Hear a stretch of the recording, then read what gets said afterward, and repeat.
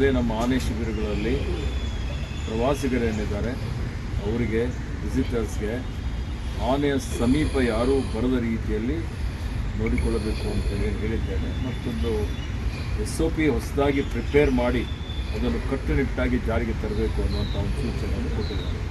ಸಾರ್ವಜನಿಕರ ಮೇನ್ ಪ್ರವಾಸಿಗರಿದ್ದಾರೆ ಅವರ ಒಂದು ಸುರಕ್ಷತೆ ದೃಷ್ಟಿಯಿಂದ ಇವತ್ತು ತೆರೆದ ವಾಹನಗಳು ಅದಕ್ಕೆ ಅವಕಾಶ ಮಾಡಿಕೊಡೋದು ಬೇಡ.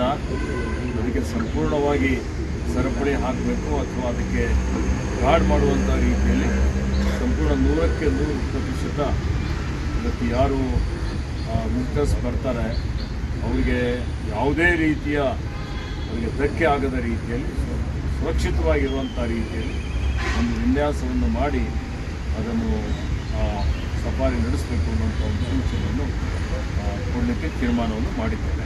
कर्नाटक के वजीर बराए जंगलात और माहौलियात ईश्वर खंडे ने रियासत भर में सफारी निजाम में बड़ी तब्दीली का ऐलान किया है। इन्होंने हिदायत दी है कि तमाम टाइगर रिजर्व्स और वाइल्ड लाइफ सैंक्चुरीज में खुली कैंपर गाड़ियों को खत्म करके महफूज बसों से तब्दील किया जाए। यह फैसला 18 मई को कड़गू जिला के डुबारे एलिफेंट कैंप में होने वाले अफसोसनाक वाकये के बाद सामने आया, जहां 2 तरबियत याफ्ता हाथियों की झड़प के दौरान एक खातून टूरिस्ट जान की बाजी हार गई थी। इस वाकये के बाद वजीर ने चीफ वाइल्ड लाइफ वार्डन को हिदायत दी कि तमाम सफारी ऑपरेशंस में टूरिस्ट की हिफाजत को अव्वलीन तरजीह दी जाए। रियासत के बड़े वाइल्ड लाइफ मकामात जैसे Bandipur tiger reserves, Nagarhole tiger reserve, Kali, Biligiri, Rangana hills, Bhadra tiger reserve, मलाई, महादेश्वरा हिल्स, डांडली और के गुड़ी में बड़ी तादाद में टूरिस्ट सफारी के लिए आते हैं।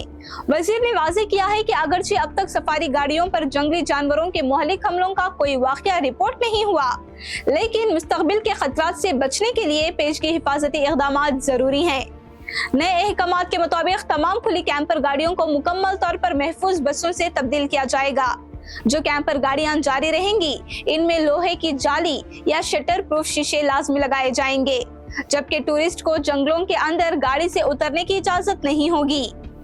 मजीद हिदायत के मुताबिक तमाम सफारी गाड़ियों में फर्स्ट एड किट लाजमी होगी और सफारी मराकिज और हाथी कैंपों के करीब एम्बुलेंस की सहूलत भी मौजूद रखी जाएगी ताकि किसी भी इमरजेंसी में फौरी तिबी इमदाद फराहम की जा सके। ಯಾವುದೇ ನಮ್ಮ ಆನೆ ಶಿಬಿರಗಳಲ್ಲಿ ಪ್ರವಾಸಿಗರೇನಿದ್ದಾರೆ ಅವರಿಗೆ ವಿಸಿಟರ್ಸ್ಗೆ ಆನೆಯ ಸಮೀಪ ಯಾರೂ ಬರದ ರೀತಿಯಲ್ಲಿ ನೋಡಿಕೊಳ್ಳಬೇಕು ಅಂತ ಹೇಳಿದ್ದೇನೆ. ಮತ್ತೊಂದು SOP ಹೊಸದಾಗಿ ಪ್ರಿಪೇರ್ ಮಾಡಿ ಅದನ್ನು ಕಟ್ಟುನಿಟ್ಟಾಗಿ ಜಾರಿಗೆ ತರಬೇಕು ಅನ್ನುವಂಥ ಒಂದು ಸೂಚನೆಯನ್ನು ಕೊಟ್ಟಿದ್ದಾರೆ. ಸಾಮಾನ್ಯವಾಗಿ ಇವತ್ತೆಲ್ಲ ಜನ ಅಲ್ಲಿ ಹೋಗಿ ಆನೆಗೆ ಬಾಳೆಹಣ್ಣು ತಿನ್ನಿಸುವಂಥದ್ದು, ಬೆಲ್ಲ ತಿನ್ನಿಸುವಂಥದ್ದು, ಅದ್ರ ಜೊತೆಯಲ್ಲಿ ಸೆಲ್ಫಿ ತೆಗೆದುಕೊಳ್ಳುವಂಥದ್ದು ಇದೆಲ್ಲ ಮೊದಲಿನಿಂದ ನಡೆದುಕೊಂಡು ಬಂದಂಥದ್ದು. ಯಾಕೆಂದರೆ ಇವೆಲ್ಲ ಆನೆಗಳು ಕುಮ್ಕಿ ಆನೆಗಳು, ಪಳಗಿಸಿದ ಆನೆಗಳು. ಈಗ ಯಾವುದೇ ರೀತಿಯ ಮಾನವನಿಗೆ ಧಕ್ಕೆ ಮಾಡೋದಿಲ್ಲ ಅನ್ನುವಂಥದ್ದು ಭರವಸೆ ಎಲ್ಲರಿಗೆ ಇತ್ತು. ಆದರೆ ಈ ಘಟನೆ ಏನಾಗಿದೆ, ಈಗ ಈ ದುರ್ಘಟನೆಯಿಂದ ಎಲ್ಲರ ಕಣ್ಣು ತೆರೆದಿದೆ. ಆನೆಯ ಬಿಹೇವಿಯರ್ ಯಾವಾಗ ಏನಾಗುತ್ತೆ ಅಂತ ಹೇಳಲಿಕ್ಕೆ ಬರೋದಿಲ್ಲ. ಹೀಗಾಗಿ ಇದರಲ್ಲಿ ಮತ್ತೆ ಈ ಕಾಳಗದಲ್ಲಿ ಒಂದು ಆನೆನೂ ಭಾಳ ಗಂಭೀರ ಅದಕ್ಕೆ ಗಾಯಗಳಾಗಿತ್ತು, ಅದು ಮೃತಗೊಂಡಿದೆ. ಹೀಗಾಗಿ ಕಂಚನ್ ಆನೆಗೆ ದಸರಾದಲ್ಲಿ ಹಿಂದೆಲ್ಲ ಭಾಗಿಯಾಗಿತ್ತು, ಅದನ್ನು ದಸರಾ ಜಂಬೂ ಸವಾರಿಯಲ್ಲಿ ಭಾಗಿಯಾಗಲಿಕ್ಕೆ ಅವಕಾಶ ಇಲ್ಲ, ಹಾಗೆ ಮಾಡಬಾರ್ದು ಅನ್ನುವಂಥ ಒಂದು ಸೂಚನೆಯನ್ನು ನಾನು ಕೊಟ್ಟಿದ್ದೇನೆ.